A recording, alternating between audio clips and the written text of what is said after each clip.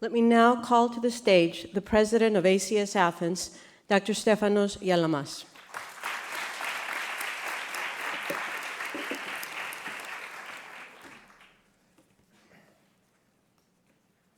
I have to say that I thought after speaking for 10 minutes with Mercedes about dogs in elementary school, she wouldn't talk to me again, but she's here.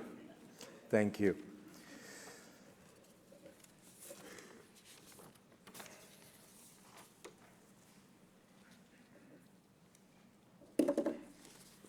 I would like to welcome all of you, distinguished guests, friends, educators, colleagues, parents, but most important, our faculty, staff, our educators, because today it's a historical moment for ACS Athens, and where we were 11 years ago and where we're today.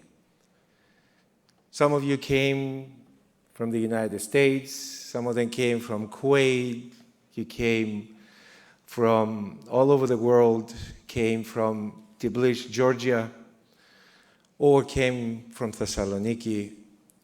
Thank you for being with us. And the others that they are watching us through live streaming, good morning or good evening, whatever is the time in your place. Also thank you, a special thank you to Dr. Pruitt, who is with us and worked with us to make sure that this first experience with a sustaining excellent protocol really is successful. Finally, the president of the Middle States Association, Dr. Hank Cram, who is going to talk to us through a video for his encouragement and also for trusting us to be the first international school.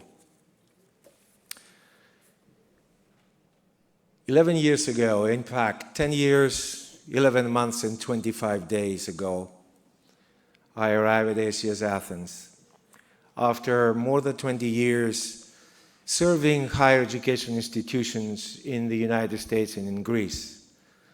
As a professor, as a dean, as a provost, troublemaker, you choose the words.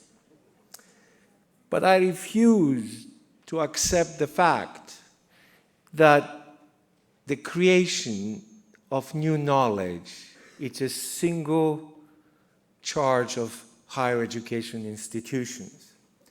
I refuse to accept that elementary and secondary educators cannot create new knowledge, develop new educational paradigm, and establishing and implementing cutting-edge technologies. Therefore, I set as my goal to putting this belief into practice. The last decade, we saw a lot of changes in society. To respond to the global quest for educational reform, the ACS Athens educational community joined forces with the mission to synthesize, present, and share components of a new educational paradigm that aspires to revolutionizing learning. This colloquium manifests three things. First, the theoretical framework of how an academic institution models a new pathway for meaningful learning. Also, the sufficient and necessary conditions that must be in place for the successful implementation of such a model. The difference between a dream and reality is that in the dream you have a vision, but in reality you implement the vision and you make it the norm for the rest to follow you. And finally, to communicate the strategies that we need to spread around the world.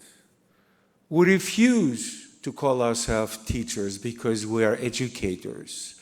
As an educator, we're sculptors of students, character, and identity.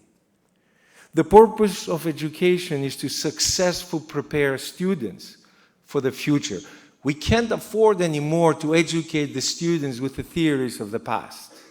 Look what happens around us. We do not have an economic crisis. We have an ethical crisis. We have a crisis that we don't have leaders with ethos, with ethical discipline. So it is our responsibility to prepare tomorrow's leaders with ethos to make the world a better place, not for themselves, but for the less privileged.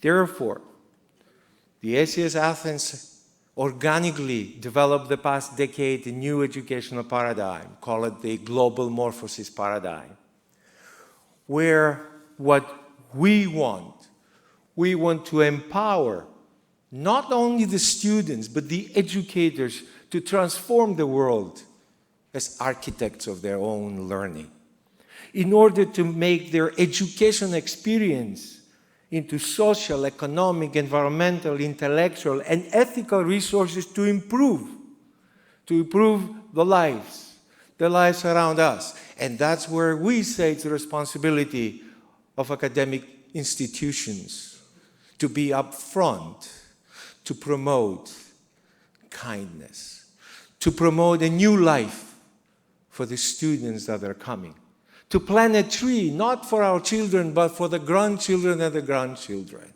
So therefore, under the shadow of these trees, they can sit down and they think and they talk about kindness.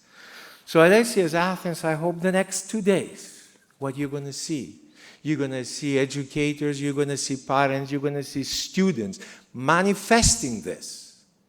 Because, you know, it's hard to fight for your principles and values, but it is harder to live with your principles and values. We see people around us that are talking about principles and values, and then when they get the power, when they get the opportunity to make the changes, they don't live into these principles and power. So we are responsible to prepare these leaders. And because my generation really did a bad job, a very bad job, my hope is our kindergartens. My hope is these little kids, they're going to teach us that the foundation of making a transformation in this world is kindness. Because kindness is the perfect gift. One size fits all, and nobody really minds if you exchange it. And before I leave you with a few words from the president of the Middle States Association, I want to share something on a personal note. 10 years ago, 11 months and 25 days, at the MD Anderson Cancer Center, I had the privilege to meet Jonathan. 6 years old Jonathan. He said to me, "Dr. G, you're not a real doctor. You teach math." I say, "Yeah, you caught me. Can you promise me something? Because I have something in my head, and every time I try to do math, it hurts me. Can you make math fun?" I said, "You know what? I'll go back to my new school," because it was before I came here. "And I'll talk with these wonderful teachers, and I will ask him, I will try to really convince them or terrorize them to make learning meaningful and fun." You know, Jonathan did not survive. I did. And every day when I see these teachers, I see these educators making learning fun, I know Jonathan up there in heaven, he's proud and he's happy. My name is Hank Cram, and I have the privilege of serving as president of the Middle States Association. Unfortunately, my responsibilities here in Philadelphia prevent me from joining you in person this week.